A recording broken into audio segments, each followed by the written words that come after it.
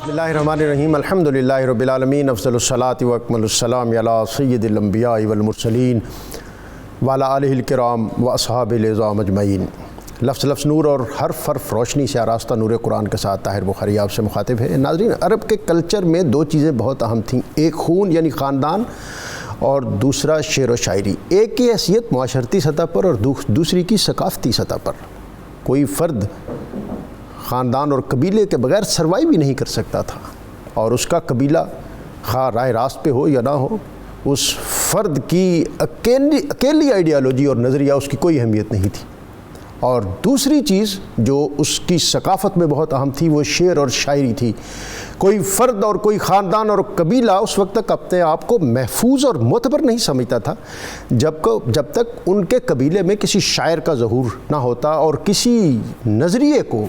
किसी मिशन को और किसी आइडियालॉजी को जब तक किसी शायर या उसकी शायरी की तायीद मुयस्सर ना आती। नबी अकरम रसूल मोहतशम सल्लल्लाहु अलैहि वसल्लम हिजरत करके मदीना तशरीफ़ लाए तो यहाँ अब्दुल्ला बिन रवाहा और हसन बिन साबित जैसे बलीग और उलुल अज़्म शुअरा की तायीद इस्लाम को मुयस्सर आई। वो नबी अकरम रसूल मोहतशम सल्लल्लाहु अलैहि वसल्लम की शान में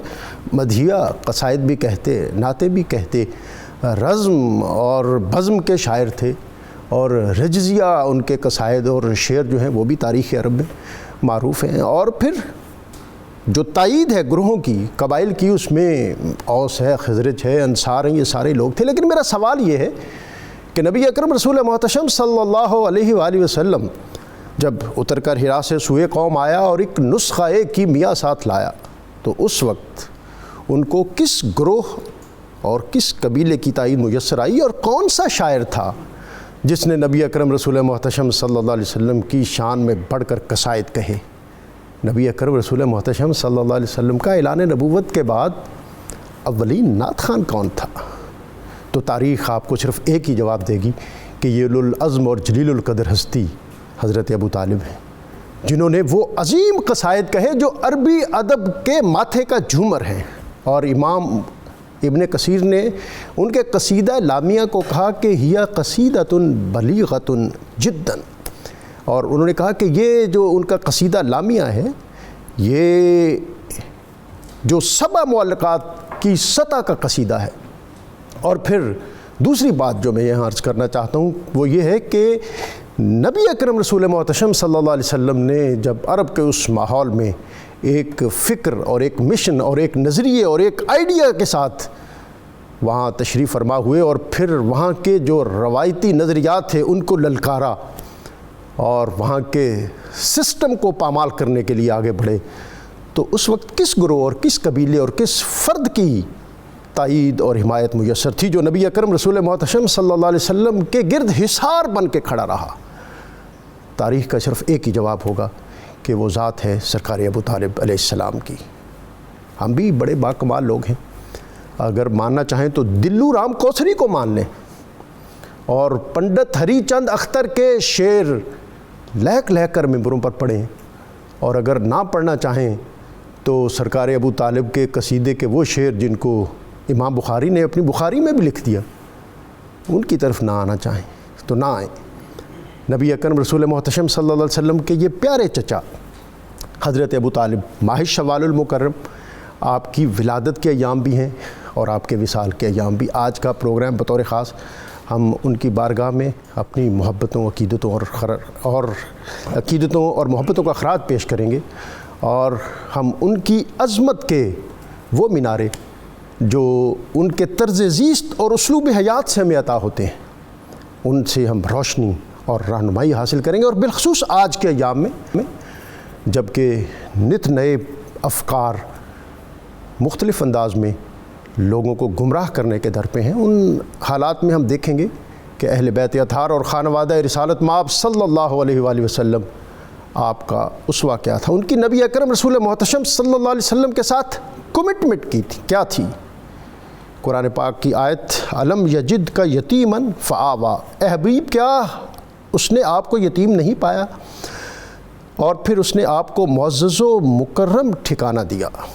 क्या उसने आपको मेहरबान नहीं पाया, फिर उसने आपके ज़रिए यतीमों को ठिकाना दिया? اور مفتی احمد یار خان صاحب نے تو اس کا ایک بہت خوبصورت جو اس کی توجیہ بیان کی وہ یہ بھی ہے کہ حضرت عبد المطلب اور حضرت ابو طالب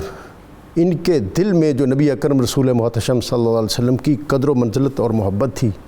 یہ بھی عطائی تھی۔ آج ہم اس پر بات کریں گے، اور اس اہم موضوع پر بننے کے لیے ہمارے ساتھ بہت محترم اور معتبر شخصیات موجود ہیں۔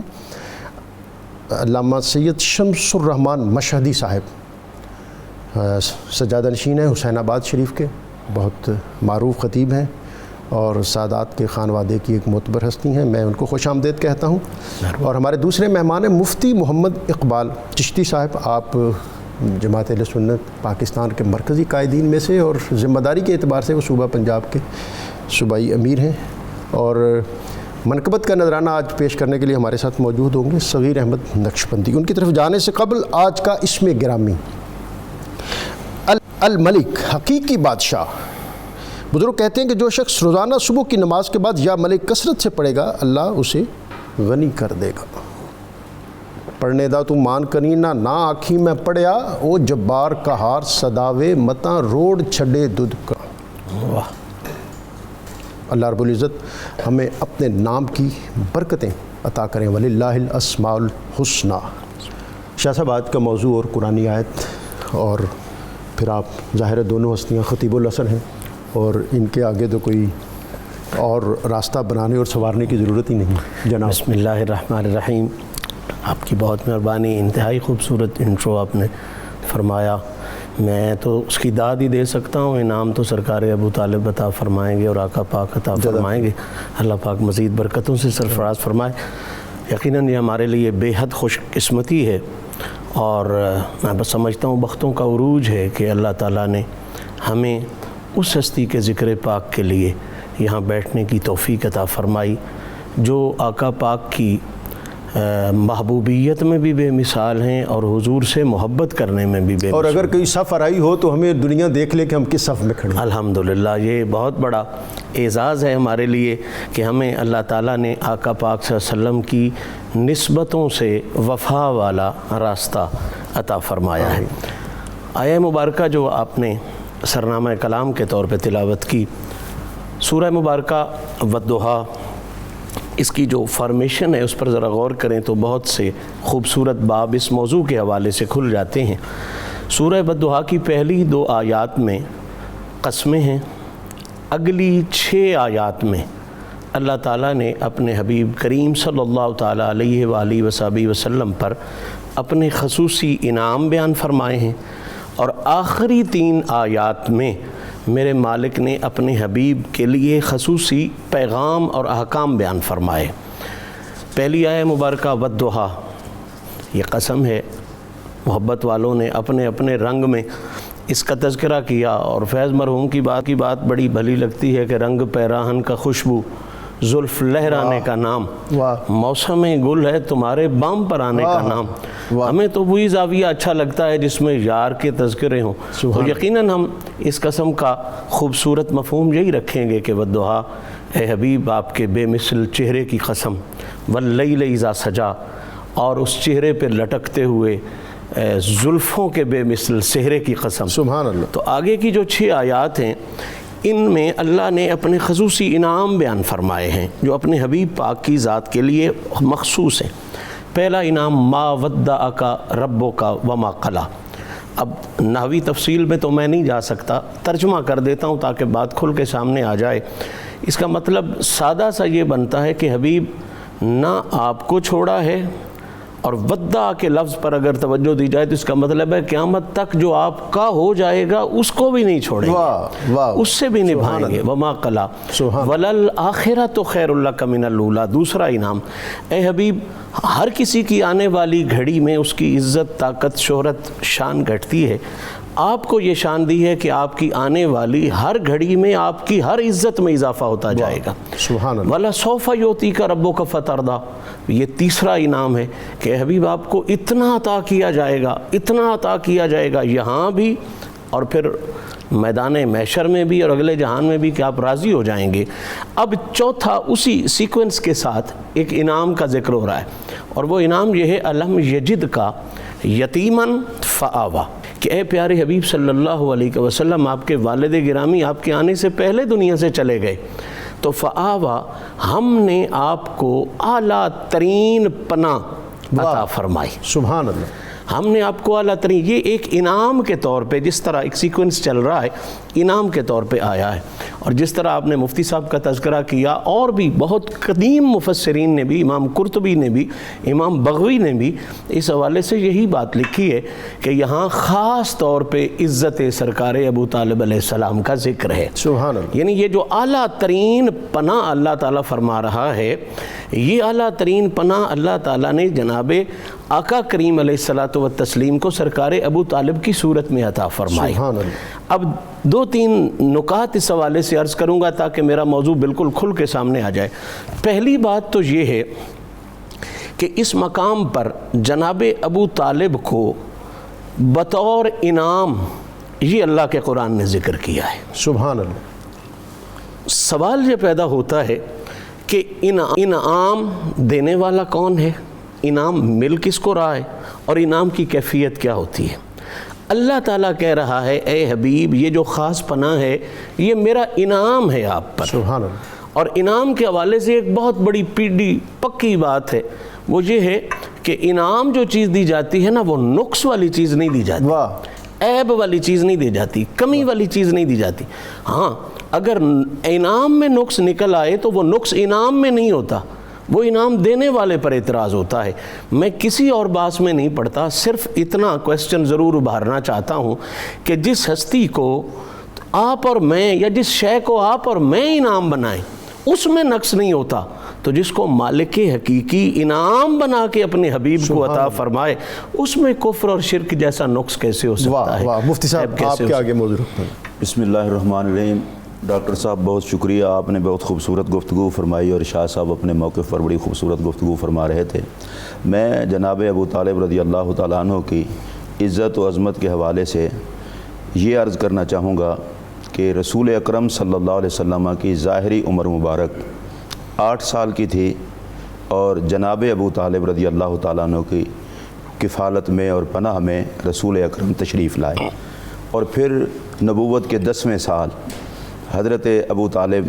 اس دنیا سے تشریف لے گئے۔ پہلی تو ان کی خوش نصیبی یہ دیکھیں کہ 42 سال ان کو رسول اللہ کے حسن و جمال کے طواف کا موقع ملا، ان کی نظریں ان کا طواف کرتی رہیں۔ سبحان اللہ۔ اچھا، دوسری گزارش میری یہ ہے کہ جناب ابو طالب کی اس بات پر کائنات کے کسی بھی لکھاری کو اختلاف نہیں ہے کہ وہ رسول اللہ علیہ السلام کے کفیل تھے۔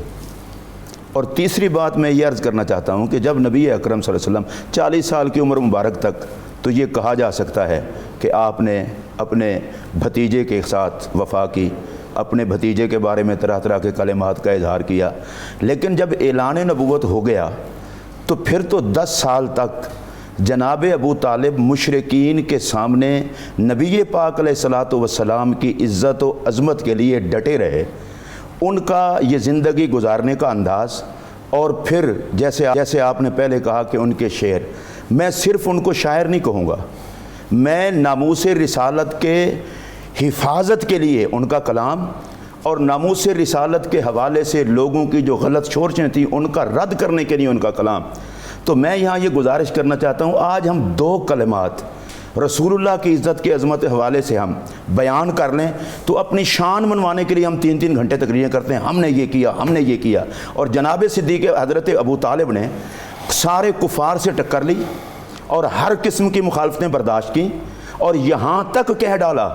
کہ جناب محمد الرسول اللہ تک اس وقت تک کوئی آ نہیں سکتا جب تک کہ ابو طالب اس دنیا میں موجود ہے۔ اللہ اکبر۔ تو میں یہ گزارش کروں گا کہ کسی اور چکر میں پڑے بغیر کم از کم جناب ابو طالب کے دنیا سے جاتے ہوئے رسول اللہ علیہ السلام نے جو فرمایا تھا کہ اے ابو طالب، اللہ تجھے جزائے خیر دے،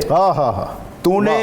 رشتہ داری کا حق ادا کر دیا۔ اور دوسری بات میں یہ بھی عرض کروں گا کہ اس کو صرف یہ نہ لیا جائے کہ چچا کو بھتیجا سے پیار تھا، چچا کے کوئی نظریات بھی تھے۔ واہ، نظریات میں آ کر رشتے ٹوٹ جاتے ہیں۔ واہ، ابو لہب بھی چچا تھا، اگر صرف چچا ہونے کی بات ہوتی تو پھر ابو لہب بھی ادھر حمایت میں ہوتا۔ جناب ابو طالب نے صرف چچا ہونے کے حوالے سے ہی رسول اللہ پر پیرا نہیں دیا، حضور کے نظریات سے متفق ہوتے ہوئے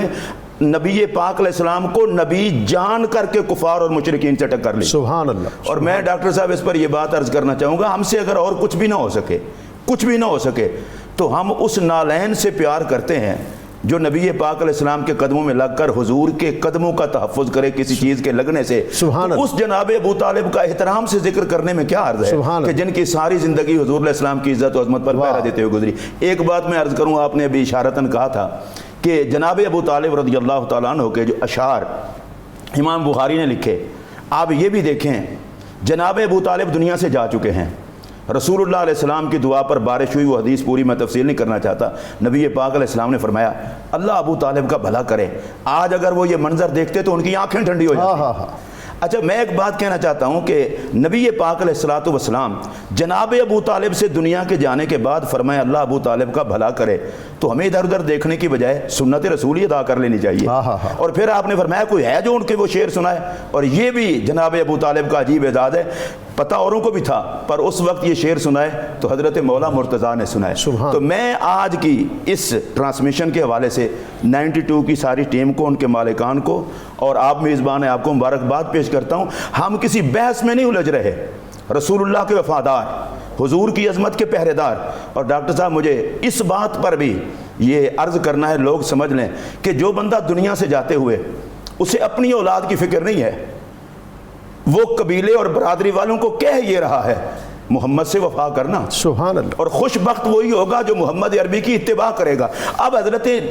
ابو طالب کے سامنے کہ حضور کے نظریات پوشیدہ تو نہیں تھے, بتوں کو حضور برملا برا کہہ رہے تھے اور یہی مخالفت تھی. اور مزے کی بات یہ ہے تاریخ اسلام میں ایک مورخ نے بھی یہ نہیں کہا کہ اعلان نبوت کے بعد جناب ابو طالب کی زبان سے کبھی کسی بت کی تعریف نہیں. ایک طرف مشرک بتوں کی تعریف میں مصروف تھے اور ایک طرف جناب ابو طالب محمد عربی کے حسن و جمال کی تعریف. سبحان اللہ. اور مفتی صاحب آپ نے جو بات کی بہت اہم ہے کہ نبی اکرم رسول محتشم صلی اللہ علیہ وسلم جب بھی کوئی حسین منظر ناظرین آتا تو آپ حضرت ابو طالب کو یاد کرتے. اور جیسا 6 ہجری کے اس واقعہ کی طرف کہ جب مدینہ میں بارش نہیں برستی تھی, پھر آپ صلی اللہ علیہ وسلم کے ہاتھ فضاؤں میں بلند ہوئے اور آپ نے جو جملے کہے جو تاریخ میں محفوظ ہیں وَلِلَّهِ دَرُّ أَبِي طَالِبٍ لَوْ كَانَ حَيًّا لَقَرَّطَيْنَاهُ. اور پھر آپ نے پوچھا کہ کون ہے جس کو جناب ابو طالب کے وہ قصیدے کے اشعار یاد ہوں. حضرت علی المرتضیٰ کرم اللہ تعالی وجہ الکریم جو اس محفل میں موجود تھے, آپ کہتے کہ میں ذرا پیچھے تھا, آگے ہوا اور پھر عرض کی یا رسول اللہ کأنک ترید وابیض یستسقی الغمام بوجہہ سمال الیتامی عصمۃ للارامل. یہ وہ عظیم قصیدہ ہے جس کی میں نے اپنی ابتدائی گفتگو میں بات کی, اور اس کو جو جتنے بھی معروف محدثین مفسرین اور مورخین ہیں انہوں نے بہت اس کی تحسین کی. اور نبی اکرم رسول محتشم صلی اللہ علیہ وسلم جو دعوت اسلام کے مختلف مراحل تھے اور اس میں جو پیش آمدہ مختلف مشکلات تھی, ان مواقع پر کبھی اس کے 4 شعر, کبھی 8 شعر, کبھی 10 شعر, ایک روایت کے مطابق یہ اشعار 80 سے زیادہ ہیں. اور نبی اکرم رسول محتشم صلی اللہ علیہ وسلم کی تائید اور حمایت کے لیے حضرت ابو طالب مختلف موقعوں پر کبھی بنو ہاشم کو, کبھی سارے قریش کو, کبھی بنو عبد المطلب کو, کبھی قصی کی اولاد کو پکارتے رہے کہ آؤ اگر دنیا کے اندر عزتیں, عظمتیں اور برکتیں چاہتے ہو تو پھر اس نبی آخر الزمان نبی اکرم صلی اللہ علیہ وآلہ وسلم کے دامن کے ساتھ وابستہ ہو جاؤ. اور ناظرین صرف یہی نہیں ہے بلکہ میں چاہوں گا کہ ہمارے مہمان اس طرف بھی اشارہ کریں, صرف جو مکے کی لوکل پالیٹکس ہے یہاں حالات ہے اسی پر آپ کی نظر نہیں, بلکہ حبشہ پہ ہونے والے واقعات جو ہیں اس پر بھی آپ دیکھ رہے ہیں. اور جب حضرت جعفر طیار یہاں سے مہاجرین کے ایک قافلے کے ساتھ وہاں پہنچے اور ان کو کاؤنٹر کرنے کے لیے سفارتی سطح پر عمرو بن عاص گئے تو قصیدہ بایہ حضرت ابو طالب کا آپ نے لکھ کے نجاشی کو بھیجا اور اس میں کہا کہ یہ اسی طرح نبی ہیں جس طرح حضرت عیسیٰ علیہ السلام اور حضرت موسیٰ ہیں, اور ان کی تائید کا یہ حق ان کے پاس محفوظ ہے اور ان کی تائید انہیں اور زیادہ معروف اور معتبر کرتی ہے. جناب سیدنا ابو طالب پاک کی خدمات کے حوالے سے 3-4 پوائنٹس نہایت ضروری ہیں. سب سے پہلی بات تو یہ ہے کہ سیدنا ابو طالب پاک کی ذات کی خدمات اس وقت سے شروع ہوتی ہیں کہ جو آقا پاک صلی اللہ علیہ وسلم کا بچپن ہے اور خدمت کا جو لیول اور محبت کا جو معیار انہوں نے سیٹ کیا ہے، میں سمجھتا ہوں کسی دور کے محب کے لیے بھی وہ کامل ترین نمونہ ہے۔ واہ سبحان اللہ۔ نبی پاک صلی اللہ علیہ وسلم کی ذات کے ساتھ محبت کا جو معیار آگے چل کے قرآن نے مقرر کیا کہ 3 بنیادی محبتیں ہوتی ہیں، مال سے، اولاد سے، جان سے، اور جو بندہ مومن ہے اسے ان تینوں محبتوں سے بڑھ کے حضور سے محبت کرنا ہے۔ جو 40 سال کے بعد یہ قرآن کی صورت میں پیغام دنیا نے سن کے مانا ہے، ابو طالب نے یہ پیغام اپنی سیرت سے میرے آقا کے بچپن میں کر کے دکھایا ہوا ہے۔ یعنی میں یہ جملہ ضرور نظر کرنا چاہتا ہوں کہ جو مطلوب قرآنی ہے، جو قرآن کا چاہت ہے کہ ایک بندہ مومن اس طرح سے ہو، قرآن نے نازل ہونے کے بعد جو انسانیت پر پیش کیا ہے، ابو طالب کی سیرت اور کردار وہ نزول قرآن سے پہلے ہی اسی سانچے میں ڈھلی ہوئی ہے۔ سبحان اللہ۔ اچھا، پھر دوسری بات یہ ہے، جس طرح قبلہ مفتی صاحب نے اشارہ کیا، سب سے پہلی بات محبت رسول کے عروج کا نام جناب ابو طالب۔ دوسری بات محافظ ناموس رسالت، ذات رسالت بھی اور ناموس رسالت بھی۔ سبحان اللہ۔ پہلے جو سال تھے وہ ذات رسالت کی حفاظت تھی، اور 40 کے بعد وہ ناموس رسالت کی حفاظت بھی اس میں شامل ہو گئی۔ جس طرح آپ یہ کہہ رہے ہیں نا کہ اولین نعت گو، یہ بعثت کے بعد نہیں، بعثت سے بہت پہلے اوائل عمری میں، اوائل عمری میں یہ نعت گو۔ تاریخ نعت کے حوالے سے اگر آپ بات کریں تو سب سے پہلا نعت خوان حضور کے اس عالم ظاہری میں ظاہر ہونے کے بعد جو ہے وہ جناب ابو طالب پاک کی ذات ہے۔ جس طرح پہلا نعت خوان جناب ابو طالب ہے، بالکل اسی طرح پہلا محافظ ناموس رسالت اور ذات رسالت، جس نے ببانگ دہل سرکار کی عزت و عظمت کی حفاظت کے لیے صرف زبان نہیں استعمال کی، زبان استعمال کرنا اور ہے، بیٹے استعمال کرنا یہ اور ہے۔ اس خاندان نے عجیب انداز میں ناموس رسالت کی حفاظت کی ہے، خواہ وہ جناب ابو طالب ہوں، سیدہ فاطمہ بنت اسد ہوں، یا پھر مولا علی ہوں، یا پھر کربلا والے بادشاہ ہوں۔ انہوں نے دنیا کو ایک راستہ دکھایا ہے کہ محمد کی ناموس کی حفاظت کے لیے صرف زبان نہیں لگائی جاتی، یہاں بیٹے لگائے جاتے ہیں، یہاں اولاد لگائی جاتی ہے۔ وہ مرحلہ، وہ منظر جب جناب ابو طالب بستر رسول پر پہلے علی کو سلا دیتے تھے کہ کہیں حملہ کرنے والا اگر حملہ کرے تو وہ ذات محمدی پر حرف نہ آئے، یہ اسی بات کا اعلان تھا نا جو حسین نے کربلا میں علی اکبر کو قربان کر کے کیا۔ اور میں سمجھتا ہوں یہ جو شب ہجرت کو بستر پر سلایا گیا، شاید یہ اسی تربیت کا اثر تھا کہ ابو طالب نے بستر رسالت پر اس بچے کو لیٹ کر ذات رسول کے لیے قربان ہونا سکھایا ہوا تھا۔ اور پھر جب آپ کی حیات طیبہ کے وہ مراحل آتے ہیں جب اعلان نبوت ہو گیا ہے، تو اعلان نبوت کے بعد سب سے پہلا کاؤنٹر تو ہوتا ہی جناب ابو طالب کی ذات کے ساتھ تھا۔ اور ظاہری بات ہے مکے کے ایک اپنے رسوم تھے، رواج تھے، لوگوں نے اسلام قبول کیا تھا، لیکن وہ جانتے تھے کہ سردار بھی ابو طالب ہے، اور اس حوالے سے کوئی فیصلہ کن بات کر سکتا ہے تو وہ شخصیت بھی جناب ابو طالب۔ پہ جانے سے قبل میں چاہوں گا کہ آپ یہ بالخصوص جیسا آپ نے کہا کہ جو مکے کی ایلیٹ تھی وہ آتی حضرت ابو طالب، اور حضرت ابو طالب نبی اکرم رسول محتشم صلی اللہ علیہ وسلم کے لیے ایک حصار بن کے کھڑے رہے۔ ڈاکٹر صاحب یہ بڑا خوبصورت پہلو آ گیا ہے، ہمیں بھی اس بات کو سمجھ لینا چاہیے۔ جب کافر سمجھتے تھے کہ رسول اللہ علیہ الصلوۃ والسلام کی نبوت و رسالت کے حوالے سے اہم ان پر حملہ کرنے سے روکنے کے لیے رکاوٹ ذات ابو طالب کی،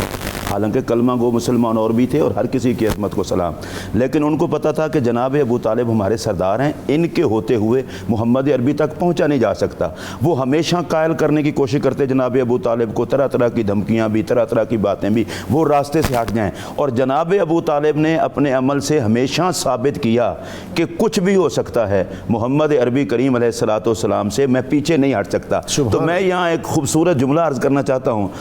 بھائی نبی اکرم صلی اللہ علیہ وسلم کے اعلان نبوت کے بعد نبوت اور رسالت کا سب سے بڑا پہرے دار جس کو کافر مان رہے تھے، امت کو اس کا اقرار کرتے ہوئے کیا تکلیف ہوتی ہے؟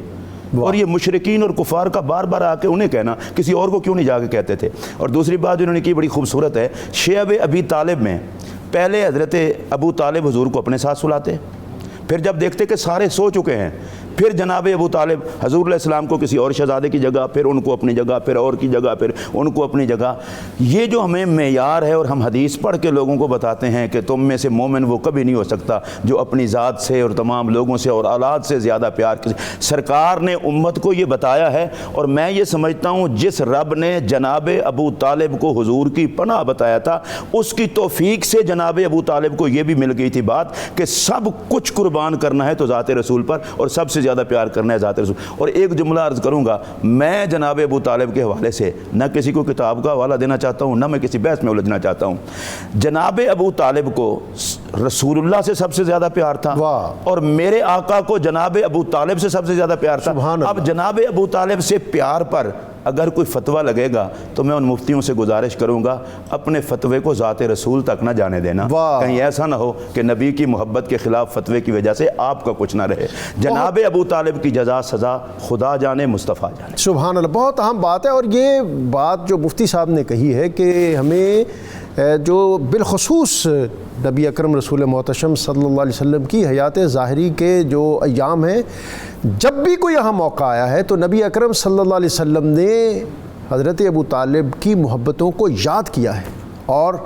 غزوہ بدر جو حق و باطل کا پہلا عظیم معرکہ تھا، وہاں کم از کم 2 مقامات ایسے ہیں کہ جب اسلام کی عظمت کا پرچم سر بلند ہو رہا تھا تو نبی اکرم رسول محتشم صلی اللہ علیہ وسلم فرماتے تھے کہ آج ابو طالب زندہ ہوتے تو یہ حسین منظر اور یہ جو اہم مناظر ہیں وہ دیکھ کر ان کی آنکھیں ٹھنڈی ہو جاتی ہیں۔ اور ناظرین، یہ جو ہم اپنی نعتوں میں، اپنے سلام میں، اپنے قصیدوں میں نبی اکرم رسول محتشم صلی اللہ علیہ وسلم کا اسم مبارک مصطفیٰ پڑھتے ہیں کہ مصطفیٰ جان رحمت پہ لاکھوں سلام، یہ مصطفیٰ کا لفظ سب سے پہلے حضرت ابو طالب نے اپنے قصیدے میں اور اپنے شعر میں استعمال کیا۔ وَإِن فَخَرَتْ يَوْمًا فَإِنَّ مُحَمَّدًا هُوَ الْمُصْطَفَىٰ مِن سِرُّهَا وَكَرِيمُهَا، کہ دنیا جان لے گی کہ جب نبی اکرم رسول محتشم صلی اللہ علیہ وآلہ وسلم کا آفتاب عالم تاب اپنی زوریزیاں بکھیرتا ہوا ان پر طلوع ہوگا تو وہ جان لیں گے، ان کی حقیقت کو پہچان لیں گے، اور پھر اس کے علاوہ ان کے پاس اور کوئی چارہ اور کوئی اور سروکار اور کوئی اور راستہ ہی نہیں ہوگا۔ آج کی یہ ٹرانسمیشن بطور خاص خانوادہ رسالت مآب صلی اللہ علیہ وسلم کی اولوالعزم ہستی حضرت ابو طالب رضی اللہ تعالیٰ عنہ، آپ کی یاد، آپ کی محبتوں اور آپ کے طرز زیست اور آپ کے اسلوب حیات کے حوالے سے ڈیڈیکیٹڈ ہے، ان کے ساتھ منسوب ہے۔ بریک کا وقت ہے، بریک سے واپس آئیں گے تو اس موضوع پر ہم مزید بات کریں گے۔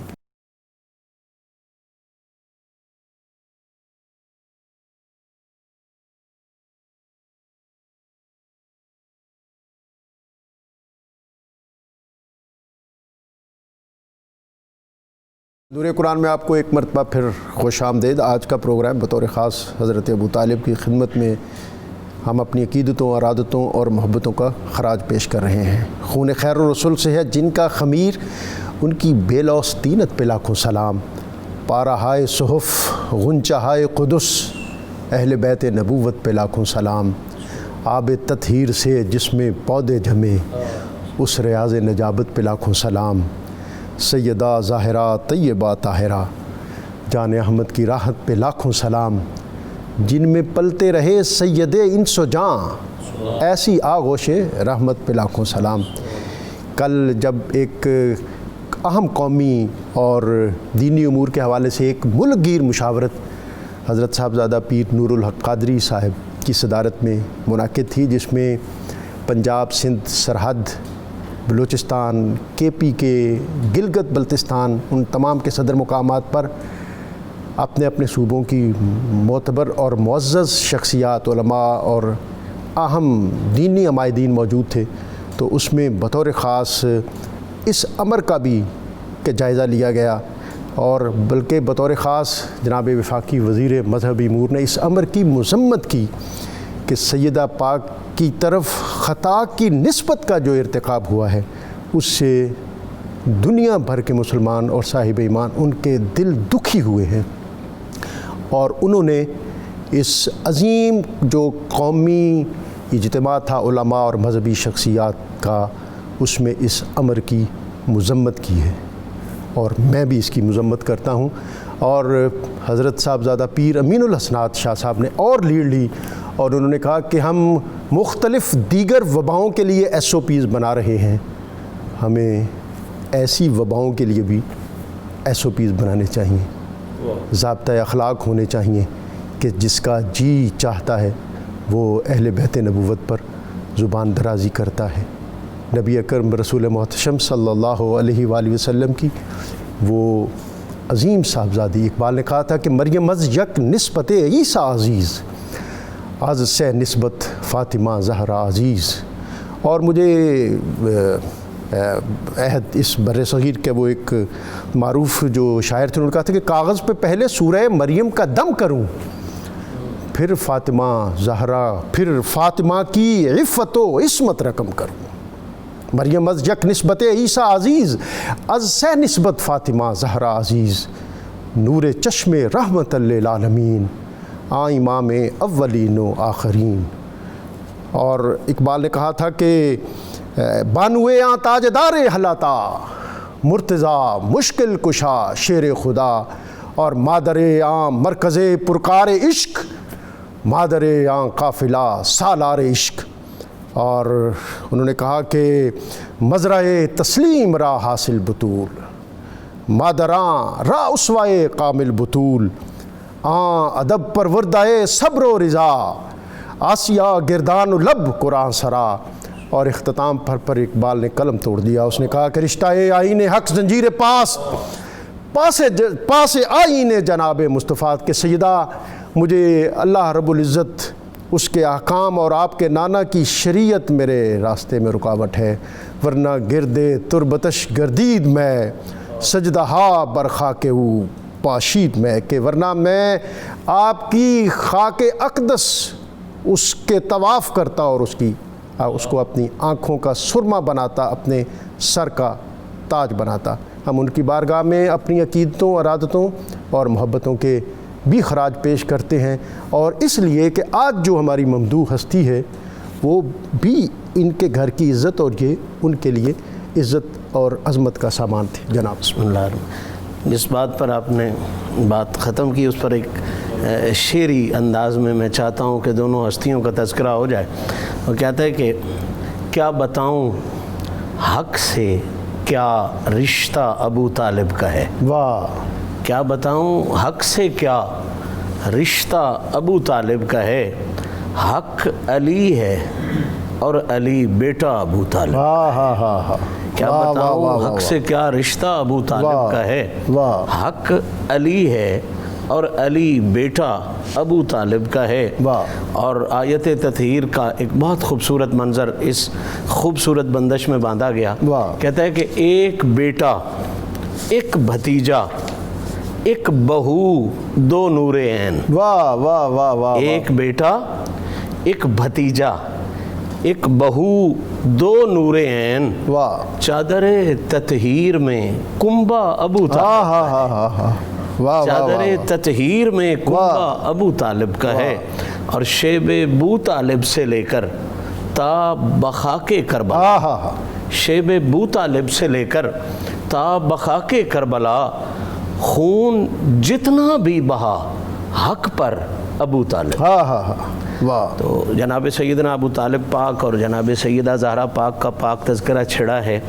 اللہ تعالیٰ ان کے صدقے ہمارے ظاہر و باطن کو پاکی نصیب فرمائے، آمین آمین۔ جس آئے تطہیر کے خوبصورت منظر کی طرف اس شعر میں اشارہ ہے اور جناب ابو طالب کا بھی تذکرہ ہے، میں چاہتا ہوں دونوں ہستیوں کو اسی حوالے سے سلام کر لیا جائے۔ جناب آیہ تطہیر انما یرید اللہ لیذھب عنکم الرجس اہل البیت ویطہرکم تطہیرا، بہت سادگی کے ساتھ اس کا مفہوم یہ بنتا ہے، چونکہ اللہ کے ارادے اور عمل میں فرق نہیں ہے، ان اللہ یفعل ما یرید، تو سادہ سا اس کا مفہوم یہ بنتا ہے کہ اللہ کریم فرما رہا ہے کہ اے اہل بیت رسول، تم سے اللہ نے رجس کو بے حد دور فرما دیا ہے۔ ذہن میں ایک سوال بن سکتا ہے کہ یہ بے حد والا جملہ شاید میں اپنی عقیدت کی وجہ سے کہہ رہا ہوں، اپنی محبت کی وجہ سے کہہ رہا ہوں، تو عقیدت و محبت بھی بجائے، اور یہ کوئی جرم نہیں ہے، کیونکہ اہل بیت اطہار سے عقیدت و محبت کا سبق یہ قرآن نے بھی عطا فرمایا ہے اور آقا کریم کی مقدس زبان نے بھی عطا فرمایا ہے۔ اور اس حوالے سے جو جس جگہ جس ایک خاص اصطلاح سے یا نام دے کر بلیک میل کیا جاتا ہے، وہ تو امام شافعی بہت دیر پہلے وہ قضیہ نپٹا گئے۔ الحمدللہ ان کان رفضا حب آل محمد فلیشہد الثقلان انی رافضی۔ اور اگر ان لوگوں کو عربی نہ سمجھ آتی ہو، ہم اردو فارسی والے لوگ ہیں، تو شاہ رکن عالم نوری نے بھی مہربانی فرما دی۔ آپ فرماتے ہیں من علی را دوست دارم خلق گوید رافضی، من علی را دوست دارم خلق گوید رافضی، پس خدا و مصطفیٰ و جبرائیل ہم رافضی۔ میں آج یہ جو آج کل جس کتاب کے حوالے سے بہت بات ہو رہی ہے، تصفیہ مابین سنی و شیعہ، حضرت اعلیٰ گولڈوی نے اس کی جو سبب تالیف ہے بڑی اس پر تفصیل سے بات کی، لیکن اس کی چند لائنیں میں ضرور آپ کی اجازت سے پڑھنا چاہتا ہوں۔ آپ کہتے ہیں کہ یہ سمجھا جانے لگا ہے کہ اہل سنت والجماعت ہونے کے لیے ضروری ہے کہ انسان اہل بیت کے خلاف بغض اور بنو امیہ کے ساتھ محبت رکھے۔ یہ لائنیں بھی کبھی پڑھ دیا کریں۔ سبحان اللہ۔ میں دوبارہ پڑھ دوں؟ پھر پڑھ دیں تو زیادہ یہ سمجھا جانے لگا ہے، یہ اعلیٰ حضرت گولڈوی کا ہے، یعنی تصفیہ مابین سنی و شیعہ کا مقدمہ ہے، یہ وہ آپ نے لکھا۔ آج سے کوئی 100 سال پہلے یہ حال تھا، تو اب یہ کیا حال سمجھا ہو؟ جانے لگا ہے کہ اہل سنت والجماعت ہونے کے لیے ضروری ہے کہ انسان اہل بیت کے خلاف بغض استغفر اللہ اور بنو امیہ کے ساتھ محبت رکھے، حالانکہ اہل سنت کبھی بھی اس شقاوت میں ملوث نہیں رہے، بے شک بے شک، اور ان کے عقائد میں رسول پاک کے خاندان سے دوستی و مودت مدار ایمان اور فرض مانی جاتی ہے۔ میں آپ کے طرف دوبارہ آؤں گا، میں مفتی صاحب کو بھی گفتگو میں شامل کر لوں۔ جناب بسم اللہ الرحمن الرحیم۔ ڈاکٹر صاحب آپ نے اہم ترین عنوان چھیڑا ہے۔ میں ڈاکٹر پیر نور الحق قادری صاحب کو اور پیر امین الحسنات شاہ صاحب کو اس آواز کے بلند کرنے پر اور تمام مکاتب فکر کے علماء جو وہاں پر متفق تھے ان کے تائید کرنے پر ڈاکٹر صاحب کو اور پیر امین الحسنات صاحب کو خراج تحسین پیش کرتا ہوں، اور ساری دنیا ان کو خراج تحسین پیش کرتا ہے، اور اس میں اللہ پاک ان کو جزائے خیر عطا فرمائے۔ انہوں نے بتا دیا کہ غوث پاک کے جو صحیح غلام ہوتے ہیں وہ اس طرح، اور انہوں نے یہ بھی کہا ہے، وزیر داخلہ جو ہیں وہ بھی اس میں موجود تھے، انہوں نے کہا ہے کہ یہ بات جہاں تک بھی اوپر پہنچانی ہوگی وہ وہاں پہنچائی جائے گی، اس لیے کہ یہ اس طرح کی جو بلیک میلنگ اور تھریٹ ہے کہ ہم ملک بلاک کر دیں گے اور یوں کر دیں گے، روادارانہ جو فضا ہے اور جو فرقہ وارانہ ہم آہنگی ہے وہ اس وقت جس قدر مضبوط اور مؤثر ہے اس کو کسی طرح بھی پامال نہیں ہونے دیا جائے گا۔ ڈاکٹر صاحب یہ موضوع اتنا ہے، ہمارے پاس وقت بھی بہت تھوڑا ہے۔ جو عظمت اہل بیت اطہار کی بات کرتا ہے وہ کہتے ہیں جی اندر سے رافضی ہے، اندر سے تمہارا باپ جانتا ہے، شریعت کا حکم ظاہر پر ہوتا ہے۔ اور میں یہ بات برملا کہنا چاہتا ہوں، اس دور کے ہر یزید اور ہر شمر کو اگر ہم کربلا میں حاضر ہو کر امام حسین کی فوج میں یزیدیوں کے تیر نہیں سہ سکے تو تمہارے تیروں کی تعداد اتنا نہیں ہے جتنا حسین کے غلاموں کے بدن ہیں، اور ہم اس کے لیے تیار ہیں۔ اور میں ان کو جواب دوں گا، آپ نے حضرت امام شافعی رحمۃ اللہ علیہ کی بات کی ہے ان کی زبان میں، ان کے دور میں بھی یہ بکواس کی جاتی تھی کہ جو اہل بیت اطہار کی عظمت بیان کرتا ہے وہ رافضی ہے۔ تو آپ نے جو جملہ کہا تھا وہ سنیے، آپ نے فرمایا تھا کہ علی آل رسول صلاۃ و ربی،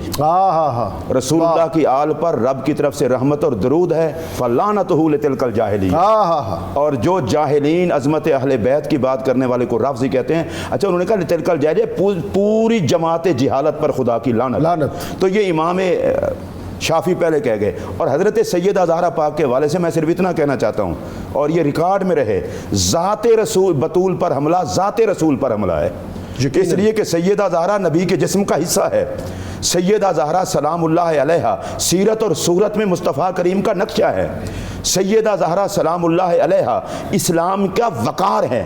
کوئی یہ نہ سمجھے کہ شاید وہ سیدہ زہرا پاک کا دفاع وہ سیدہ زہرا پاک کی دفاع کرنے والے کو مروب کر لیں گے۔ میں یہ برملا کہنا چاہتا ہوں، کروڑوں فتوے اور کروڑوں گالیاں ہم برداشت کر سکتے ہیں، لیکن کسی بدبخت کے وجود کو چاہے وہ جتنا مرضی جبہ اور دستار میں چھپا ہوا ہو، ہم اسے کبھی معاف نہیں کریں گے، نہ خدا رسول برداشت کرے گا نہ مومن۔ اور میں اب بھی کہہ رہا ہوں اور یہ آن ایئر کہہ رہا ہوں کہ وہ فوراً توبہ کرے، رجوع کریں، امت مسلمہ کو ابتلا میں مبتلا نہ کرے اور اہل سنت پر خدا کے غضب اور تفریق کا سبب نہ بنے۔ اہل سنت کا اس سے کوئی تعلق نہیں جو خطا کی نسبت سیدہ زہرا پاک کی طرف کرے۔ سیدہ زہرا پاک کا خطا سے کوئی تعلق نہیں، وہ تو اس جسم پاک کا حصہ ہیں جو وجود طہارت۔ اللہ اور میں یہ بھی گزارش کروں گا، عجیب بات یہ ہے کہ سارے علماء اہل سنت، سارے مشائخ اہل سنت وہ تردید کر رہے ہیں کہ توبہ کرو توبہ، وہ کہہ رہے جی رافضی ہیں، سنی سارے رافضی ہو گئے ہیں تو تم کہاں سے آ گئے ہو؟ اور پھر آپ نے بہت خوبصورت بات کی ہے، میں آپ کو داد دیتا ہوں۔ عجیب قسم کی حیرت یہ ہے کہ سیدہ زہرا پاک کی توہین کرنے میں اس ذات کو تم سامنے لا رہے ہو لوگوں کے سامنے جس کی ساری عزتوں کا سبب بھی سیدہ زہرا پاک ہیں۔ اللہ تاجدار گولڈا سیدنا پیر مہر علی شاہ رضی اللہ تعالیٰ عنہ معمور من الرسول، میں اللہ کی قسم اٹھا کے کہہ رہا ہوں وہ خاندان رسالت کی زینت کا نام ہے اور وہ کشتہ محبت آل رسول ہیں اور ان کے آستان کا آج تک یہ معمول ہے۔ تاجدار گولڈا کی کرامت بیان کی جائے تو وہ لوگ اتنا خوش نہیں ہوتے جتنا سیدہ زہرا پاک کا ذکر کیا جائے، اور میں یہ گزارش کروں گا وہ مومنی کیا جو ذکر زہرا پر خوش نہ ہو، اور اس کو تو سید کہلانے کا حق ہی حاصل نہیں جو سیدہ زہرا کی عزت و عظمت پہ خوش نہیں ہوتا۔ میں آپ کو بھی خراج تحسین پیش کرتا ہوں، اور آپ نے کہا کہ میں مذمت کرتا ہوں، میرے ساتھ مجھے بھی ساتھ ملا لیں، شمس الرحمان شاہ صاحب کو ساتھ ملا لیں۔ ہم اس رویے کی، اور اس کے ساتھ میں یہ بھی کہہ دوں، ایک وہ بندہ ہے جس نے بات کی ہے اور دوسرے وہ ہیں جو حمایت کر رہے ہیں، ہم ان سب کی مذمت کرتے ہیں اور ساتھ یہ بھی کہتے ہیں توبہ کر لیں، امت میں تفرقہ نہ ڈالیں، پاکستان کے مشکل حالات ہیں، اور آپ جس ڈگر پہ چل رہے ہیں ہمیں تو یہ لگ رہا ہے کہ شاید یہ بات آپ نہیں کر رہے، زبان آپ کا ہے، آپ کی ہے، اور اس پر بول کوئی اور رہا ہے، اور ہم، میں سیدھی بات کر کے وقت کے دامن میں اتنا وسعت نہیں ہے، ہم جب درود پڑھتے ہوئے نماز میں زہرا پاک پر درود پڑھ لیتے ہیں وہاں رافضیت ہمارے قریب نہیں آتی، تو اس کے بعد بھی سیدہ زہرا اور آل زہرا پر درود پڑھتے ہوئے اور پہرا دیتے ہوئے ہم پہ نزدیک رافضیت نہیں آتی۔ اور ڈاکٹر صاحب میں اللہ کی قسم اٹھا کے یہ بات کہہ رہا ہوں، شرم کرنی چاہیے، خطا والوں پر درود نہیں پڑھے جاتے، اور جن پر درود پڑھا جاتا ہے ادھر خطا نہیں جاتی۔ یہ کتنا اچھا تھا کہ آپ مجسمہ خطا ہیں، خود ہی خطا کو تسلیم کر کر ان کی پناہ میں آ جاتے جو خطاؤں کو معاف کروانے۔ اور اس وقت جو ایک میں سمجھتا ہوں جس طرف آپ نے اشارہ کیا کہ جو ایمان اور یقین کی حامل ہستیاں جتنی اس وقت موجود ہیں، جو خانقاہی حلقے ہیں، سادات ہیں، مشائخ ہیں، علماء ہیں، وہ سب اس میں ڈاکٹر صاحب آپ کسی بات کو بیان کروں گا، غزالی زمان علامہ سید احمد سعید شاہ صاحب کاظمی رحمۃ اللہ امام اہل سنت، ان کے شہزادے شیخ الحدیث ہیں، انہوں نے خط لکھا کہ آپ نے غلطی کی ہے، پیر مہر علی شاہ صاحب پر بھی بہتان باندھا ہے۔ مسلح امت پیر سید حسین الدین شاہ صاحب کے لخت جگر نے کیا خوبصورت بات کی ہے، بہت بڑی دعوت دی ہے، اور میں یہ کہہ رہا ہوں وہ سمجھتے ہیں کہ شاید ہماری زبان نہیں ہے۔ ابھی ڈاکٹر صاحب ہم نے لہجہ نرم رکھا ہوا ہے، ہم یہ کہہ رہے ہیں توبہ کر لیں،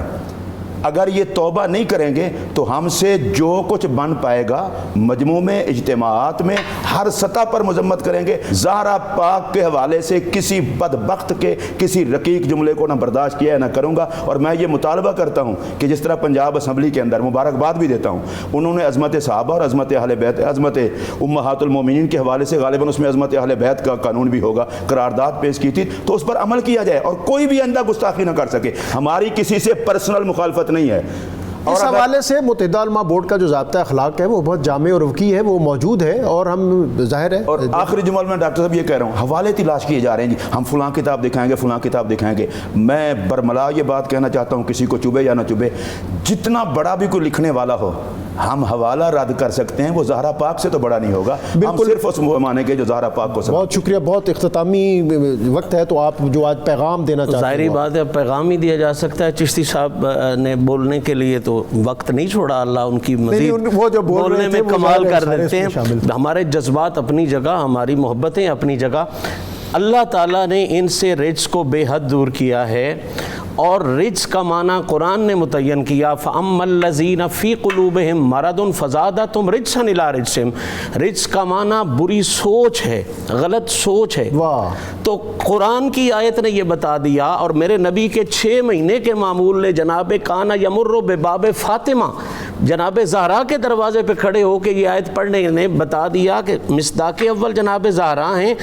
اور رجس کا معنی جب بری سوچ ہو گیا تو اعلان یہ ہو گیا کہ خطا تو عمل کا نام ہے، خطا تو فعل کا نام ہے۔ اللہ نے تو اس شہزادی کو غلط سوچ سے بھی محفوظ فرما دیا ہوا ہے۔ تو جب نص قطعی اس بات کی ثابت ہے تو ہمارے جذبات بالکل کلیئر ہیں، کوئی ایسی شک والی بات نہیں۔ سیدہ کائنات کے لیے ایک فکرہ ضرور یاد رکھیں کہ وہ نبیہ نہیں ہیں،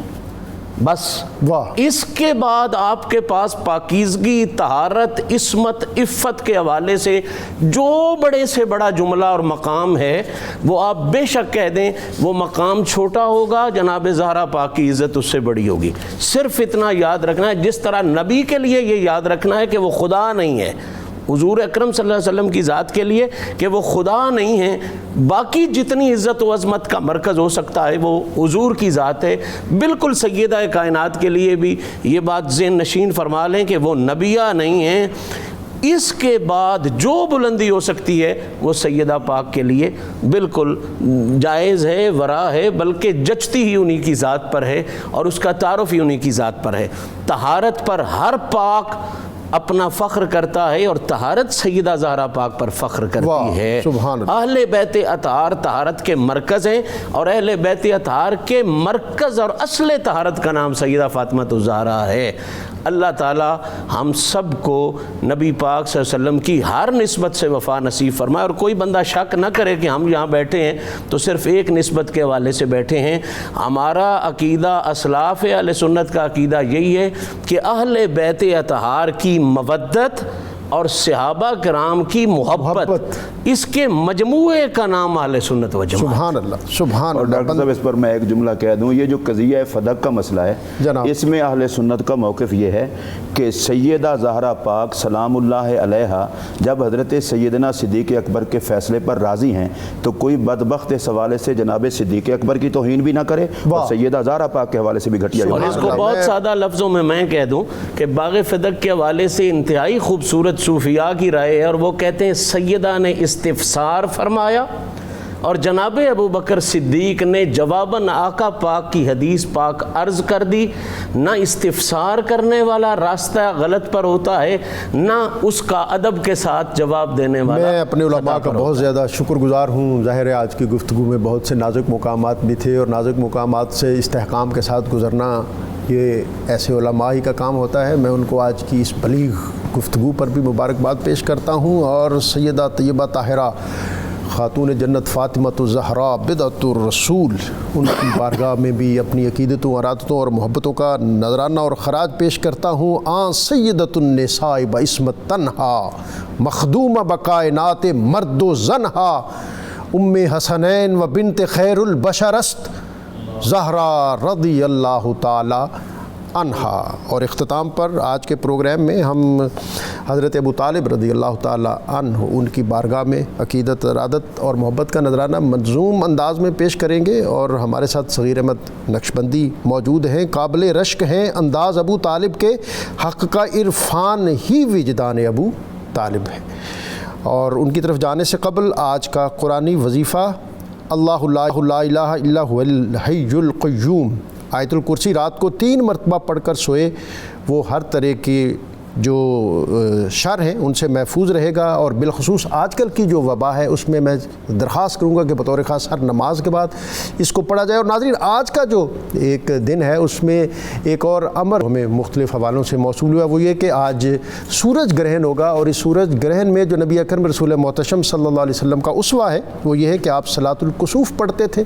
اور صحابہ کہتے ہیں کہ جب آپ کے عہد میں سورج گرہن ہوا تو آپ اپنے حجرہ ناز سے مسجد میں تشریف لائے اور آپ نے بہت للہیت، خشوع اور خضوع کے ساتھ آپ نے نوافل ادا کیا، اپنے اپنے گھروں میں نوافل ادا کیجئے گا۔ اور 10 ہجری کو جب یہ سورج گرہن ہوا تھا تو اسی دن نبی اکرم رسول محتشم صلی اللہ علیہ وسلم کے صاحبزادے حضرت ابراہیم کا وصال ہوا۔ لوگوں نے کہا کہ شاید اس وقت یہ ایک روایت تھی، لوگ سمجھتے تھے کہ کوئی بڑا واقعہ رونما ہو، تو پھر سورج گرہن ہوتا ہے تو آپ نے اس موقع پر ایک عظیم حکم عطا فرما کر اس کی بے خونی کر دیا۔ آپ نے فرمایا ان الشمس والقمر آیاتان من آیات اللہ لا ینکسفان لموت احد، کہ سورج اور چاند یہ تو قدرت کی نشانیوں میں سے ایک نشانی ہے، کسی کی موت کی وجہ سے انہیں گرہن نہیں لگتا۔ اللہ تعالی ہم سب کی حفاظت کرے، اس کریے اور اس کوچے کی حفاظت کرے، عالم انسانیت کی حفاظت کرے۔ صغیر احمد نقشبندی صاحب۔ نظر محبوب خدا جان ابو طالب ہے، نظر محبوب خدا جان ابو طالب ہے، ساری دنیا پہ یہ احسان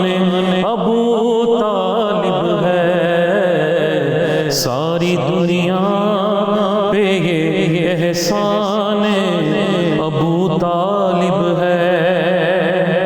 اور اللہ اللہ عجب شان ابو طالب ہے، اللہ اللہ عجب شان ابو طالب ہے،